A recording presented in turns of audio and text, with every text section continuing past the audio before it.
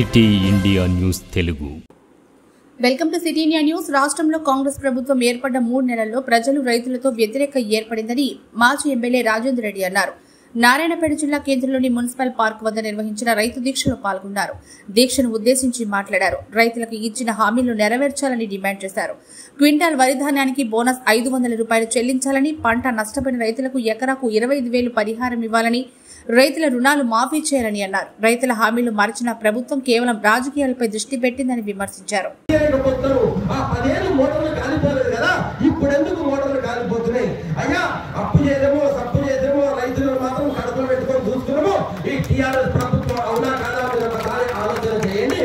మేమున్నప్పుడు రైతు బంధు ఇచ్చినాం కదా, మీకేం పెద్ద రోగం వచ్చింది, మీరెందుకు రైతు బంధు ఇస్తలేదు? ఒకసారి ఆలోచన చేయండి. మీరు చెప్పారు అయ్యా రైతులు ఎవరు చచ్చిపోలేదని చెప్పారు. మేము చెప్తున్నాం అయ్యా గత నెల రోజుల్లోపలే ఈ రైతులు 200 మంది ఆత్మహత్య చేస్తున్నామంటే ఎగతాళి ఒక మాట మాట్లాడింది రేవంత్ రెడ్డి గారు. మీ దగ్గర లిస్టు ఉంటే 48 గంటలు టైం ఇస్తా, ఆ లిస్టు తీసుకొచ్చి ఇవ్వండి, ఒక్కొక్కరికి 25 లక్షలు ఇస్తామని చెప్పిండు. అయ్యా 48 గంటలు కాదు, మా అధ్యక్షుల వారు కేసీఆర్ గారు 4 గంటల్లోనే 200 మంది లిస్టు చీఫ్ సెక్రటరీ పంపించిండు. మళ్ళీ ఇవాళ ఇస్తారా అని అడుగుతున్నా. ఇవ్వకపోతే మేము డిమాండ్ చేస్తున్నాం మా రైతు కుటుంబాల పక్షాన వాళ్ళందరూ కూడా ప్రతి కుటుంబానికి 25 లక్షల రూపాయలు ఇచ్చి వాళ్ళని ఆదుకోవాలని చెప్పి ఇవాళ ఈ ధర్నా ద్వారా ఈ ప్రభుత్వాన్ని మేము డిమాండ్ చేస్తున్నాం.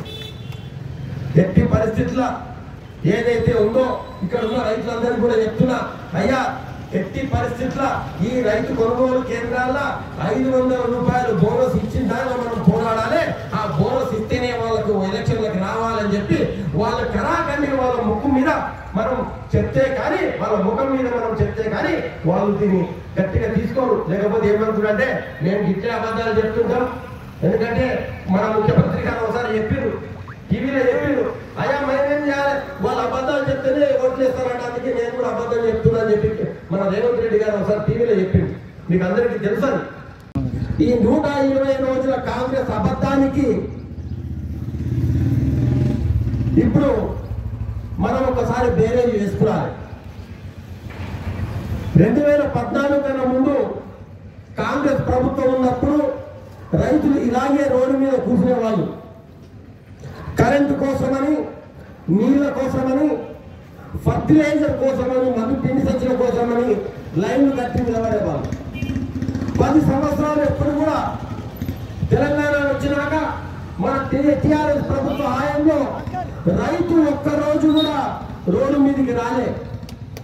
కానీ ఇవాళ కాంగ్రెస్ ప్రభుత్వం వచ్చిన 120 రోజుల్లోనే ఇవాళ రైతులందరూ కూడా రోడ్డు మీదకి వచ్చి ధర్నాలు చేస్తున్నారంటే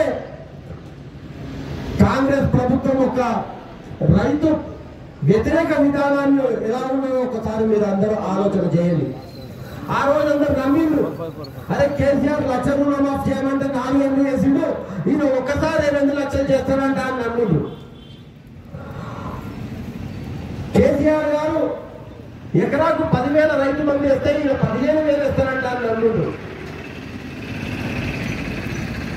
ఏమేమో హామీలు ఇచ్చిండు, ఆ హామీలన్నింటినీ కూడా నమ్మిండ్రు.